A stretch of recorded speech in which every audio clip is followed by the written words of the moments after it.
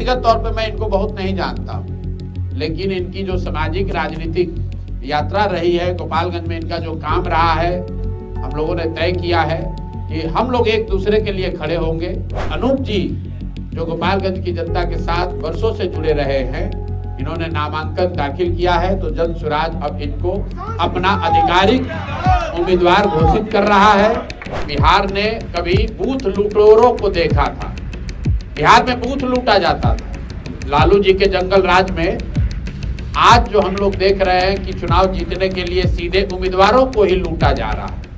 नमस्कार, हमारा नाम है समरीन और आपने देखना शुरू कर दिया है लाइव सिटीज।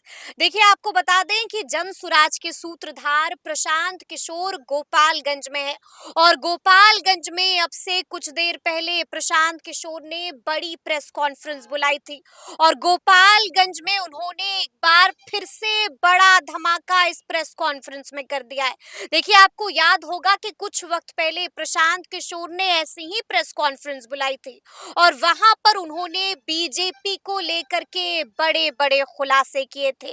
बीजेपी पर कई तरह के आरोप लगाए थे। आपको याद होगा कि उन्होंने साफ साफ कह दिया था कि बीजेपी उनके प्रत्याशियों को डरा रही है, धमका रही है और दबाव बना रही है। लेकिन हमने आपको बताया है कि गोपालगंज पहुंच करके प्रशांत किशोर ने मास्टर स्ट्रोक खेल दिया है, बड़ा खेल कर दिया है और ये खेल प्रशांत किशोर ने बीजेपी के साथ किया है। बीजेपी के साथ हिसाब किताब बराबर कर दिया है प्रशांत किशोर ने। अब आप सोच रहे होंगे कि भला हम ये सब क्यों कह रहे हैं और ऐसा क्या कर दिया है प्रशांत किशोर ने।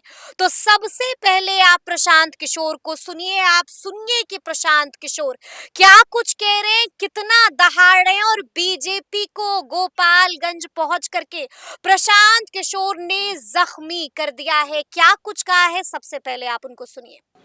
जन स्वराज में हम लोगों ने सार्वजनिक तौर पर कई महीनों से ये कहा है कि दूसरे दल में जो साथी हैं, काम कर रहे हैं, अगर किसी वजह से उनके दल में उनके साथ न्याय नहीं हुआ और अगर वो चुनाव के समय में जन स्वराज में आएंगे तो जन स्वराज उनको टिकट नहीं देगा, उनके साथ खड़ा नहीं होगा।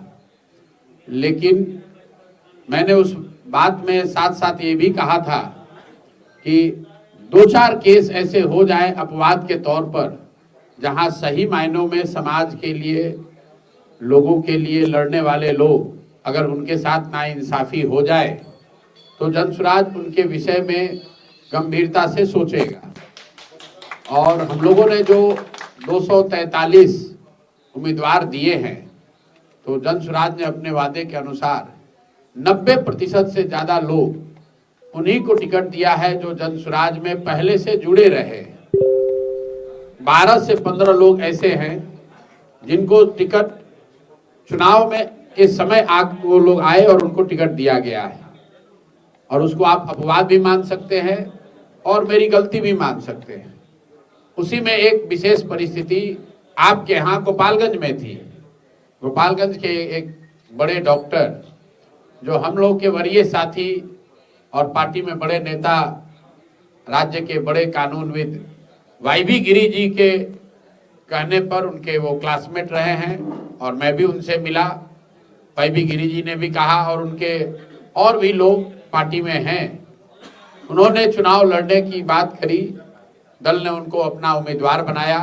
लेकिन जैसा कि आप सब जानते हैं, 2-3 दिन पहले प्रेस वार्ता करके हमने बताया है कि बिहार ने कभी बूथ लूटेरों को देखा था, बिहार में बूथ लूटा जाता था लालू जी के जंगल राज में।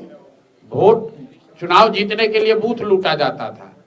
आज जो हम लोग देख रहे हैं कि चुनाव जीतने के लिए सीधे उम्मीदवारों को ही लूटा जा रहा है।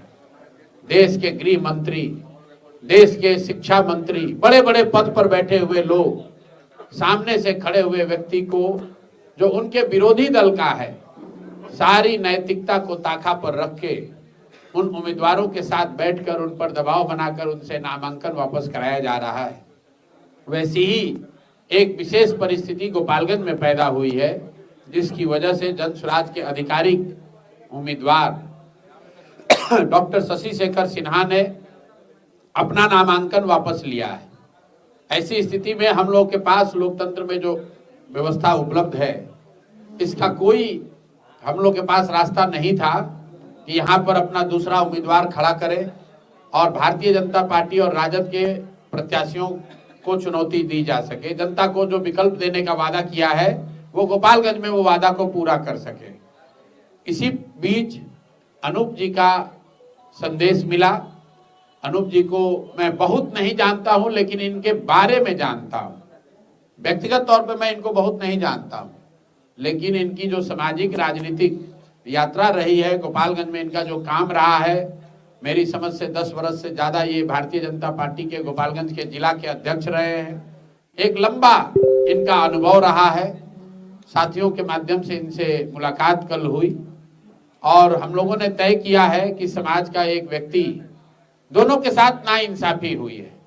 जन सुराज के साथ नाइंसाफी ये हुई कि हम लोगों ने जिसको उम्मीदवार बनाया उसको यहाँ के भारतीय जनता पार्टी के देश के बड़े नेताओं ने प्रलोभन देकर या डराकर, चाहे जिस तरीके से भी, उससे नामांकन वापस कराया है। और अनूप जी के साथ भी नाइंसाफी हुई है, क्योंकि इन्होंने वर्षों से जो तपस्या की है पार्टी के साथ, पार्टी ने इनको अनदेखा करके इनके शब्दों में किसी धन बली को अपना उम्मीदवार बनाया है। तो इन दोनों लोग जिनके साथ नाइंसाफी हुई, हम लोगों ने तय किया है कि हम लोग एक दूसरे के लिए खड़े होंगे। संयोग है पहले से नामांकन किया हुआ है, तो जन सुराज के संगठन के सभी साथियों के साथ विचार विमर्श करने के बाद जन सुराज ने यह निर्णय लिया है कि गोपालगंज की जनता के साथ जो दोहरा छल हुआ है, एक छल कि जन सुराज का जो उम्मीदवार यहाँ पर था उसको बैठा दिया गया, वो विकल्प, वो रास्ता बंद कर दिया गया। दूसरा छल कि भारतीय जनता पार्टी की ओर से जो एक अच्छा विकल्प मिल सकता था वो न देकर किसी धन बली को यहाँ पर टिकट दिया गया है। तो ये दोहरा छल है।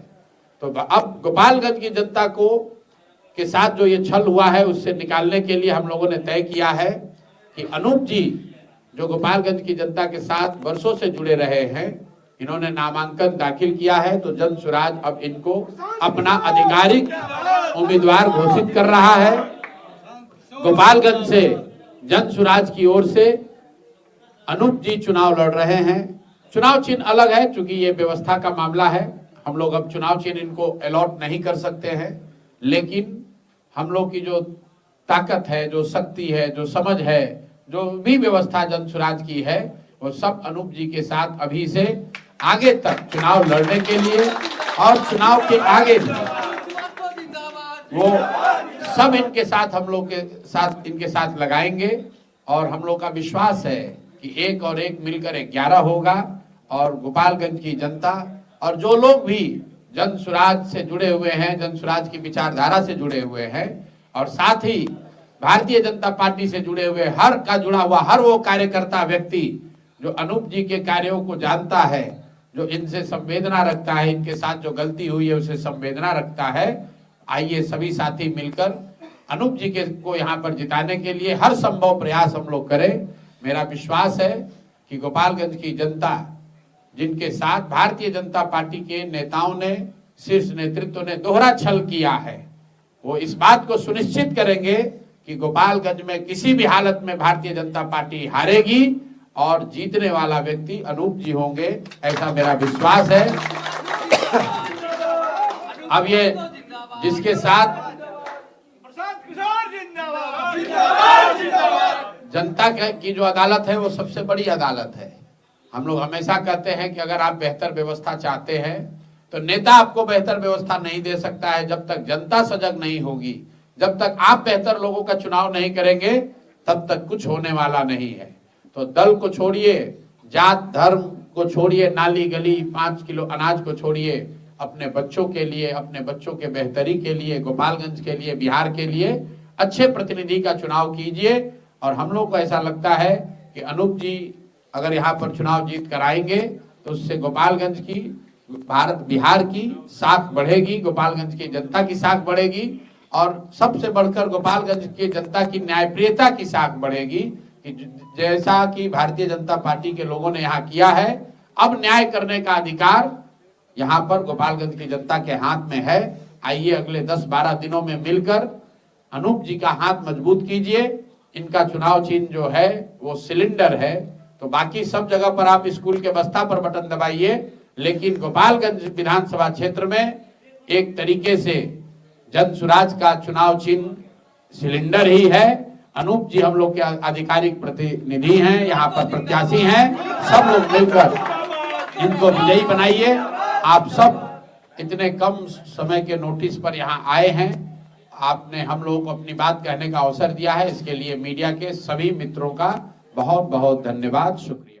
तो सुना आपने कि प्रशांत किशोर ने क्या कुछ कहा है। देखिए, हमने आपको बताया है कि गोपालगंज पहुंच करके आधी रात में ही प्रशांत किशोर ने बड़ा खेल कर दिया है। हमने आपको बताया है कि किस तरह से गोपालगंज में जन सुराज के प्रत्याशी शशि शेखर सिन्हा ने नामांकन वापस ले लिया था, लेकिन अब गोपालगंज पहुंच करके प्रशांत किशोर ने बदला ले लिया है और किसको अपना उम्मीदवार बनाया है, किसको समर्थन कर दिया है, इसकी भी चर्चा प्रशांत किशोर ने की है। यानी कि वाकई में प्रशांत किशोर ने बड़ा खेल कर दिया है। तो अब देखना होगा कि प्रशांत किशोर का ये वाला दाव कितना सफल होता है। तो फिर ये पूरी वीडियो, पूरी जानकारी आपको कैसी लगी है, कमेंट करके हमें जरूर बताइएगा। तो ऐसे तमाम अपडेट्स के लिए बिल्कुल ऐसे ही हमारे साथ बने रहिएगा और देखते रहिएगा लाइव सिटीज। बहुत शुक्रिया।